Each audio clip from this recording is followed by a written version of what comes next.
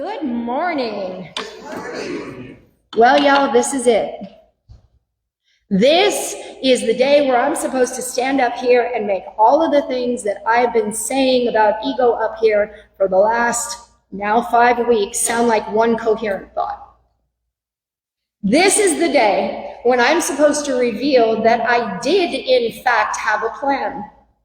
Even though I've openly admitted that I actively try not to have a plan. Yes, I'm supposed to say that all of the wisdom I've shared with you from the minds of others fits together perfectly into a neat little gift all tied up with a pretty paper and a bow.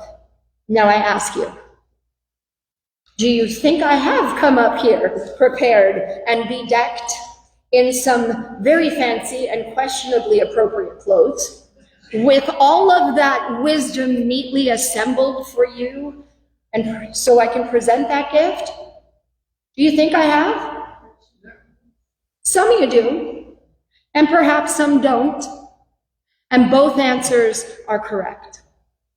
But you'll have to sit there and wait to find out. Because yes, I am able to come down to the crux of all the things we talked about from Alan Watts and Leonard Jacobson.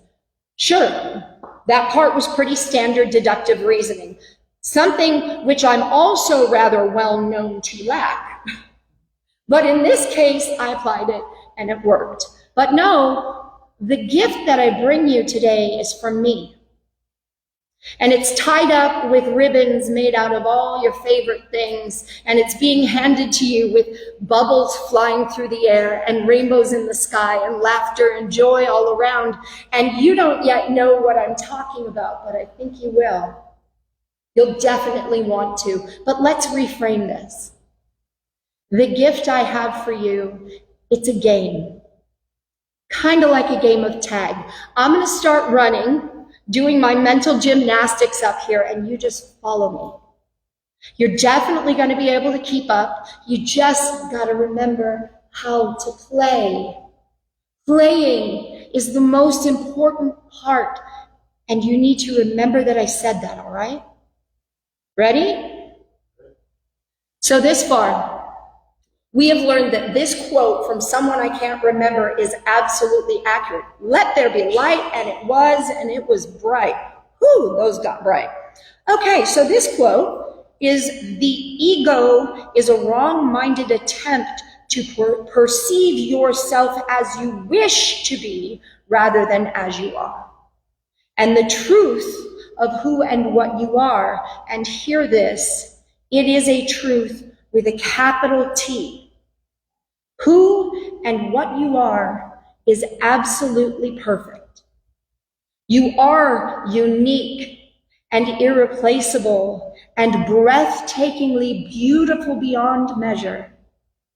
And so is everyone else. And in the first talk, I shared with you part of Leonard Jacobson's two-step path of awakening. On page 20 of his book, Life Beyond the Ego, A New Beginning for Humanity, he says, step 1 involves learning the art of being present. To be present is simple and immediate. You just bring yourself present with something that is here in the moment with you. And right about there, I'm sure some of us were thinking, but Leonard, sir, we've already learned how to enter the now, so we're ahead in the game, right? Do you have a shortcut? And he answered that question easily by saying, but to remain present is not so easy because we are continually pulled out of the present moment back into the world of the mind. That is why step 2 is necessary. I am so glad he cleared that up. After our talks about entering into the now and the work that we've all done to get there, most, if not all of us, have experienced the bliss of experiencing experience right while it's happening, and without any mental chatter or opinion or judgment, that vivid experience of beauty and perfection when even garbage and graffiti look like works of art. And if you haven't yet been there, go to our Facebook and walk through those talks again. I didn't turn on the mic, did I? Is it? Thank you for catching me on that. Listen to those talks again, because if you haven't been there, you want to step into now. It really is indescribably perfect when you get there. I mean, everything is perfect, even when you're not aware that it's perfect, even when you absolutely believe that it's anything but perfect. But now really is perfect. It always has been, and it always will be. So then, what is this step 2, Leonard? Or should I call him Mr. Jacobson? What does he go by? Does he have a preference? Not really? Leonard's fine. Okay, Leonard it is. Anyhow, what is step 2? Step 2 involves bringing conscious awareness to all the ways you are involuntarily pulled out of presence.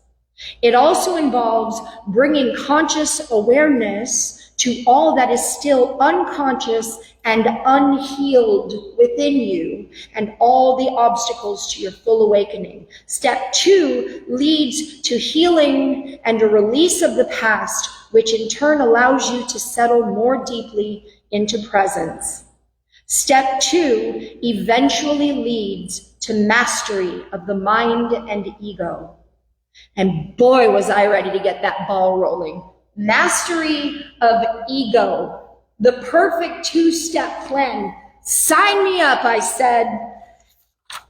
And before I could add my name to that sign-up list, Alan Watts crashed the party.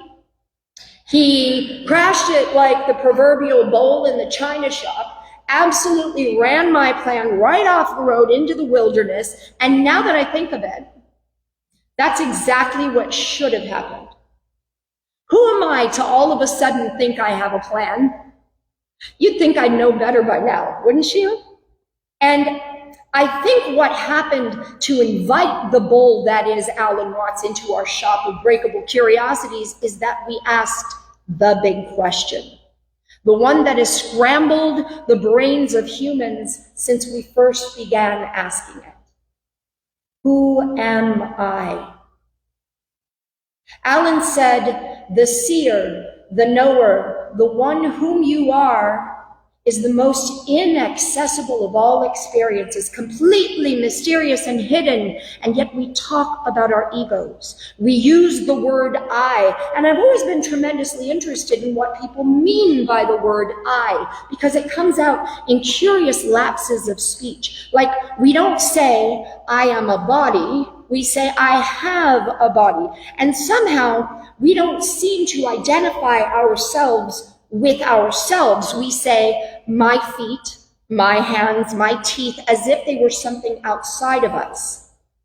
When people, including me, talk about their respective me, it seems like we all believe that the we, that is the real us, exists somewhere up here in the head, on the inside of where about the eyes and the ears intersect, and all this stuff down here is just a bunch of hardware that we're issued when we come into being a person. And it's all just hanging out, waiting for commands. That me inside me, that me in here is what the smartest minds in the world have decided to call the ego.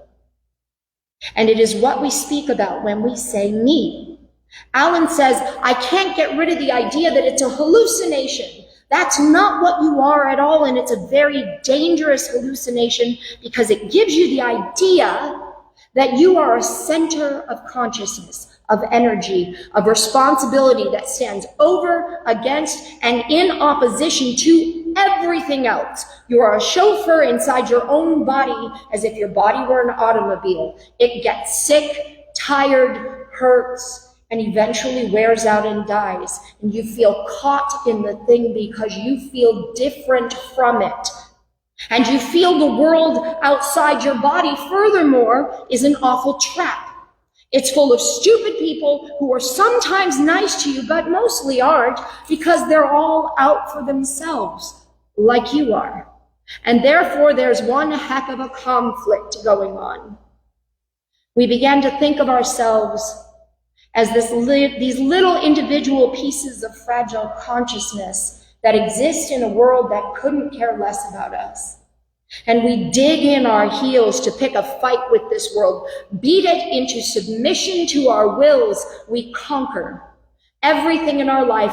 Every victory, every achievement is a win. We're at war with everything around us because we seem to believe that we are these lonely, individual, divided little ego selves which are thrust into navigating a world that doesn't go our way unless we can somehow manage to force it to. Haven't we all been raised to follow that try, and try again way of living? To be diligent, to persevere. Those are virtues, right? Haven't we all been taught that life is a struggle, but if we work hard, if we behave the way we're supposed to, if we do all the things that we're told are important, one day we'll be able to sit back and enjoy the fruits of our labor? Well, how did we humans come to that way of thinking of ourselves? Notice that I made that kind of an odd plural singular. That way of thinking of ourself, because we are one. Our, that's we. Self, that's all. Anyway, back to the plot. It's thickening. How did we get to this false belief of being a little individual ego, or in layman's terms, a person? For when we speak of him or her or them, we are speaking of people, right? And since we're going along on this journey with the mind of Alan Watts, we'll acknowledge that ego and person are interchangeable words. Person implies a solitary being or a single human consciousness, right? So if every time you hear the word ego, today, if it helps you, think person. Specifically, a person who is individual. Only one of many, many people on the planet. So the ego, what we feel as I, consists of two elements, Alan says. Number one is our image, our idea of ourselves. This is mostly made up of things that other people have told us about ourselves, or by looking at ourselves in a mirror, or by listening to ourselves played back in audio or video. Doesn't that always sound weird? Right? It doesn't sound like you, but everybody else thinks it does, so it must be you. I mean, that's you, right? It is the image that we hold of ourselves. And remember, I, we, and us, and ourselves mean person. And the word nerd in my brain stepped up that week and took the spotlight for a moment during that talk. She said, person comes from the Latin persona. Per means that or it, and sonum means sound. Persona, the sound goes through it, or that through which the sound goes. And it originally referred to a mask worn by an actor in the early days of theater, because the mouths of the masks were made like little megaphones so that the actor could be heard in the theater, which was usually outdoors. So the persona, in modern terms, the person is the mask. It's the role we're playing, and all through our lives, our friends and our family and our parents and our teachers and our partners are busy telling us who we are, what we're supposed to do in all the areas of our lives. It's the stuff that we do with our faces and our bodies and our voices to make it look like we're paying attention or feeling sympathy or feeling angry. It's all those behaviors that we've adopted to make our mask look more real so we can fit in with others. And it was during our Wednesday night Q&A style service that week that I had a stunning realization. Most of you know that my husband and I have 3 sons. When one of our incredible, perfect boys was quite small, we realized that he struggled to understand social cues. He couldn't tell angry from scared, from happy, from sad. And so I made a deck of flashcards. And on each of the cards was a little emoji-style face. It was happy, sad, angry, sleepy, all the different social cues that I thought would help him get through navigating this social landscape we live in. And it was during that Wednesday service that I realized I literally handed my son his mask The day I began teaching him what it looks like to act like the feeling we're trying to make others believe we're feeling, I was gobsmacked, because it is an act. The whole thing, the movements, the expressions, the physical postures, none of them have anything to do with how we're actually feeling. And none of the fashions that we wear, the hairdos, the makeup, none of it matters a single whit. They're just for show. They're the way we make the people around us in the world believe we are. Whether it's successful or tough or glamorous or smart, it's all part of our image. None of it is really real. And that image is one that we created a long, long time ago. At some point, probably when we were very, very, very small, something happened.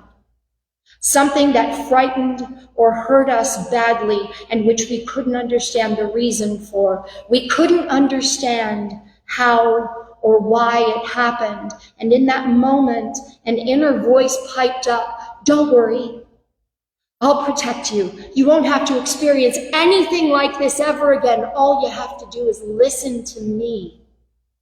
And that voice is what we came to think of as me and I. But that voice is about as far away from who any of us really are as anything could be. Now I'm going to warn you, because this is rolling into some uncharted territory. You're going to want to grab tissues if you're a crier, because you're going to need it in a minute. And I'm going to get boring first, so you have some time to get it. So in the Freudian model of psyche, about these things, there is id, superego, and ego. So superego is that critical voice inside of us. We often call it our conscience. It's what decides how the me the world sees is supposed to look if we want to fit in. The ego is the intermediary. I have a hair going into my eye that needs to go. So the ego is the intermediary which tries to bridge the great divide between superego and id.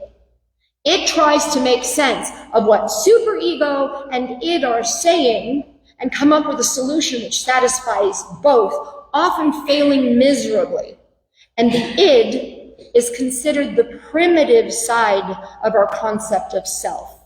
Its desire is impulse, and it wants them now. It wants the experience, and it wants them right away. But the one most of us hear telling us what to do is that superego, that voice, that superego voice we first heard on that impactful day in our childhood took and still takes its role very, very seriously. It tells you how to dress and how not to, how to act and how not to, what to say and what not to. It tells you how to fit in. It tells you how to do all that conquering and attaining and obtaining we're told is so important. It has heard every unkind word, every cruel name, every voice of failure. It has heard every painful, frightening, lonely, despairing moment, and it has etched each indelibly into the fabric of your being. And it has told you, listen, this is who you are. Read that list. Do you see how long it is? And it's still getting longer. Do you want to keep being that? Do you want to keep failing? Do you want to keep messing everything up? No? Then start doing what I say.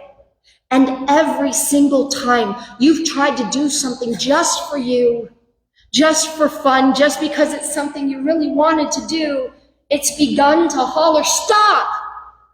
You better not do that. You're going to fail again. Hollering it louder and louder until you couldn't think of anything but your past failures, anything but your less than image, anything but your lack of worth, anything but how disappointing you are. That protector we met as children who promised to keep us safe and warm and loved, that's the very same part of us which now tells us how many, many, many things are wrong with us, and it holds on to every hurt, every insult, every loss, every ill-gotten gain, every vain victory, every moment when we have smashed someone else into the ground because we wanted to believe they weren't good enough, or more accurately, we wanted them to believe they weren't good enough, because then we wouldn't have to feel like we aren't good enough. Every time we've done something to win, but knowingly hurt someone else to get the prize, it is often said that we are our own worst enemy, but that's not true. Not at all. We're perfect. We are perfect, individualized expressions of God who have forgotten that we're perfect, individualized expressions of God. Ego, more specifically superego, that inner protector that we turned our identity over to, the one who promised to protect us from being small and scared and hurt and alone, that's our worst enemy. Yeah, I said it. I said it loud and strong for my own ego to hear as well as yours. Our ego is our biggest bully. Our ego is the thing that has kept us from dancing when we felt like dancing because someone might see and think we're weird. Our ego is that thing that told us not to sing or skip or make car sounds or animal sounds or do any fun, goofy thing we can think of in public because that's weird too. Our ego has called us every name we can think of. It's getting real right now. In my earliest memories, my ego called me fat, ugly, stupid, buck teeth, thunder thighs. One particularly creative boy in middle school gave me a name that my ego really liked to torture me with, Orca. And there were entire sentences throughout the years that my ego held on to and liked to throw around in my head. She's got such a pretty face, it's too bad she's so fat. Or how about, hey Gorpo, why don't you eat some more? And then there were the times when it said how stupid I was, how even dummies can do math. So what did that make me? Or you can't even sit still long enough to figure out what your homework is supposed to be. Every time I've tried to do something new, something ambitious, something I love to do, my ego has told me all the ways that I'm not enough. It told me that even if I succeeded for a little while, eventually people would see that I'm not as good as they thought. They would see the real, stupid, ugly failure I am. Is anyone else brave enough to confront their ego today? What has your ego called you? Shout out the things your ego has made you believe about you. I dare you. Call it out for failing you. Anybody? Anybody else? I'm attractive. Keep going. Just skinny. Anything else? Yeah. That protector, our ego, was supposed to be failed and continues to fail us. You're not the failure. You never have been. It is. Because it has to pretend. It has to pretend to be in control. It has to pretend to be qualified to be in charge of leading us to happiness because we've let it lead for so long that if we became aware and realized what a mess it's been making of our experience, we might not let it stay. And I say good riddance. But I will warn you, all of the great teachers of overcoming ego say that the ego gets its loudest, its scariest, its most deafeningly loud, telling us how wrong we are to want it to leave. That's when it's screaming so loudly that we feel like we can't face the world. It's really the one that's scared. It's not your fear. It's ego's fear that you don't need it anymore, that you don't want it anymore, that you know it's not real and you know it never has been. So remember, when you feel yourself beginning to freak out as you go through this process of letting go, it means you're getting closer to beating it. And all of the various teachers of ego-ness, from Freud to the many gurus and masters and mystics, have also said that you can't overcome ego while you're living in this egotistical conformist society, that it simply can't be done. But I think I've discovered the loophole. It's the id. Freud said the id knows nothing of value, no good and evil, no morality. He said that the id wants what it wants without regard for the reality of the situation, ethics, or the convenience of others. He basically said, this is the part of you that you should overcome. This is the reason for all your problems. Anyone who studied psychology will likely tell you that the id is responsible for all kinds of addiction and violence and crime. All the bad stuff we can think of that we humans are capable of are blamed on the id, that lack of impulse. But I think that ego, not the overarching ego that sums up the psychological trinity, so to speak, but the ego that's that intermediary between superego and id, I think that ego is the one to blame there. So here's a fictional scenario, one which isn't really far from the truth. If you know anyone who's ever suffered from any condition which is blamed on poor impulse control. So in this scenario, you've just lost your job, your truck broke down, your boyfriend or girlfriend or partner left you, and your dog died. We all heard that song, right? Superego says, this is awful. You need to start feeling better. Do something so we can stop feeling bad. Well, ego hears this and it turns to id and says, hey, id, super over there says that we're feeling bad and that we have to do something to feel better. You got any ideas? And id, who I imagine is coloring on a wall somewhere, says, cake? Ego says, super, it says cake will work. Cake, huh? Super replies, well, this feels awful. Absolutely dreadful. We need all the cake.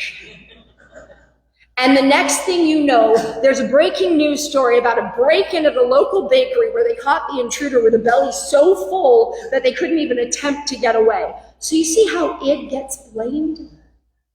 Id says, hey, this seems fun. Superego says, yes, but I can make it more fun. And there the chaos begins. I say that id's not this primitive remnant of our evolution that we need to beat into submission until it stops ruining our lives. It's innocent. It's beautiful. It's the child you were before that day that superego barged in and took over. Even Freud admits that the id, this dreadful id that he thinks so little of, is the only part of the ego that we're born with. And I have a theory, one which I think if you'll allow yourself to explore it a little, I think you'll agree that it makes sense. If we all do that work that we talked about last week to recognize our less than productive, perhaps even counterintuitive thoughts and beliefs and actions from that exercise I handed out, and if you didn't get one, it's on the back table. If we all do those things so we can really see what ego has trained us to be in the world, and if we can work within to erase those thoughts and beliefs and actions, we can stop listening to that ego. And when we stop listening to ego, we can make the choice to start paying attention to id, the pure id, not the id ego distorts it to look like. I think if we focus on the pure, unadulterated id of our divinely ordained birth, superego and ego will eventually give up and fall away. If every time we feel a moment of doubt, embarrassment, shame, awkwardness, if every time we feel like we might fail in some way, we recognize that those feelings are not ours, they always come from ego, reminding us why and how we're not enough. And instead of listening to those unhelpful reminders of ego's lies, what if we found something joyful and wonderful to turn our attention to? What if in those moments of discomfort, we looked for beauty? I think id would come out to play every time, and ego would get a little quieter. And each time, a little quieter and a little more. If we all seek in every moment to be like a child, to be present and look at the beauty of the flowers or find feathers or finger paint or play, just play.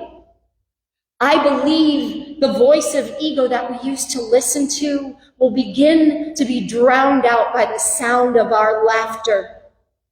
If we all seek to find the magic that exists in a dandelion seed blowing past us in the wind when we don't see any actual dandelions around, if we start listening to the notes that the rain makes as it lands on things outside and we start singing along, if we eat on the good plates and we wear the clothes that we've saved for special occasions and we make toys and magic wands out of everyday objects and we play dress up, maybe like a Princess Ginger Rogers fairy magical sorceress. If we do all of the fun, spontaneous, wonderful, creative things that we used to do before we came up, and we became grown up and boring, I think ego will fall away. If we are too busy playing, looking for magic and experiencing all of the tastes and smells and colors and sensations of every perfect moment, which again, every moment is, to stop. If we're too busy to stop long enough to hear that voice of ego, it'll stop trying to be heard. And the silence that it leaves behind will be that much more perfection. Now, I told you that I couldn't find anyone else who said what I'm saying today. No one else who found the loophole to rescue us from our suffering and ego and return us to bliss, but Mona found one.